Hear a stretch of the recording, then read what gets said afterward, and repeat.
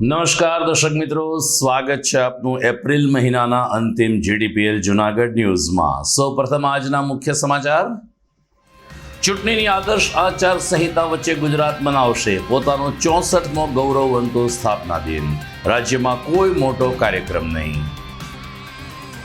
ચૂંટણી પંચના કર્મચારીઓએ ઘેરે ઘેરે જઈ વૃદ્ધ, શારીરિક અશક્ત અને દિવ્યાંગોને કરાયું મતદાન।